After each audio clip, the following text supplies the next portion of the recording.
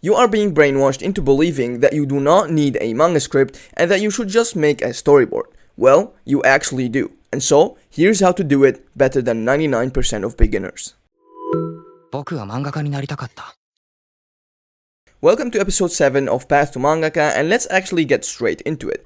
So to make scripts better than 99% of beginners, here's exactly what you need to do. The first thing that you need to do is to show and not tell, okay? So do not do this right here.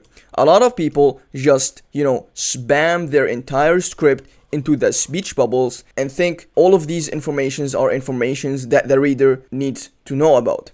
But here's the thing, this is too much text. Now in this exact page, this was done intentionally, so this is not bad in this example, but you definitely do not do this, okay? Because when you add so much text into your speech bubbles, which a lot of beginners do, it will be just distracting and definitely not visually appealing. Imagine you just open a manga and you want to read it, and the first thing that you see is something like this. You will definitely not be interested at all because there's just so much text and you would rather just read a novel instead. So, show, do not tell. Let me show an example of how you actually should do this. So, in this page, this is a page from Look Back, you can see that there are just 0 speech bubbles and the characters are, just doing something in these, panels, and this is absolutely enough to tell the story. And so, as you can see, no words, and still the message and what the author wanted to convey comes across very easily because you actually can do that without speech bubbles.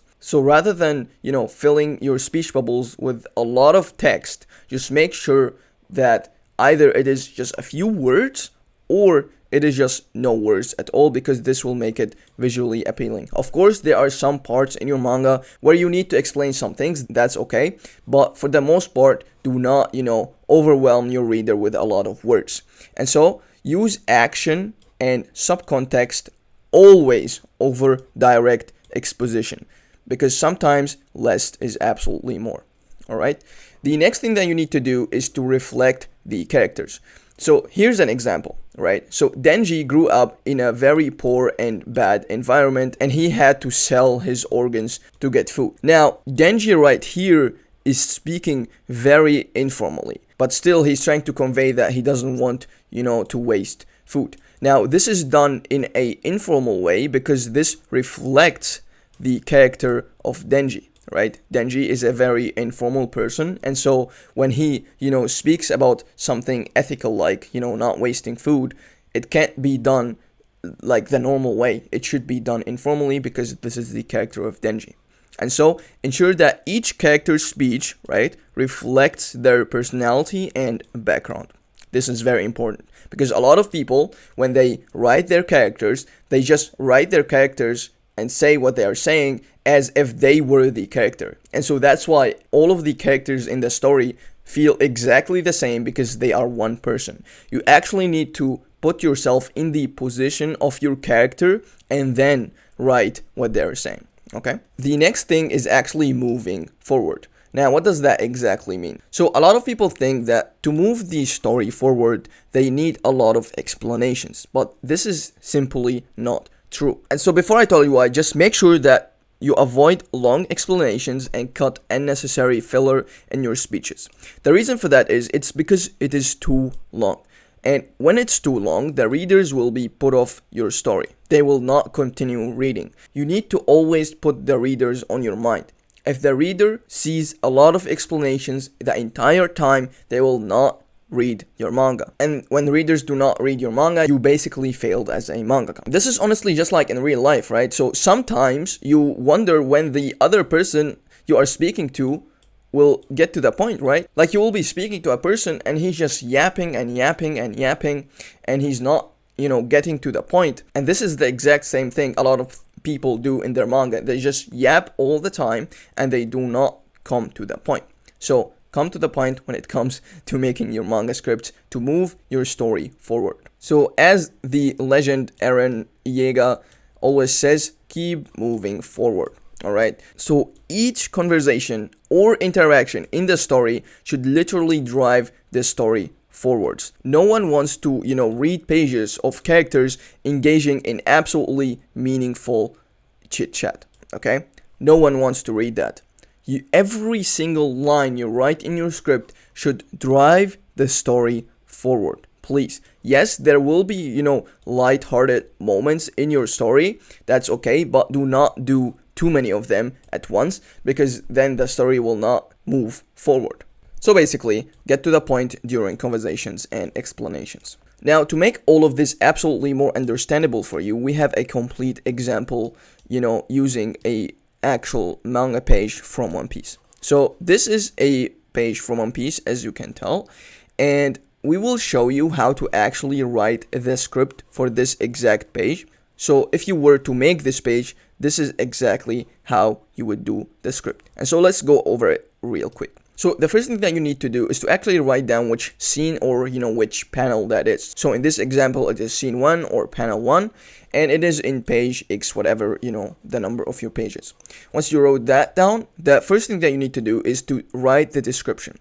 So the description is basically telling what is happening in the panel or in the scene. So you do not write what the characters are saying. You do that, here, but first, you need to actually describe what is happening. And so in this example, Zoro stands in front of Kuma with his back facing the readers, and, minor characters are running away, right? So this is basically what is happening.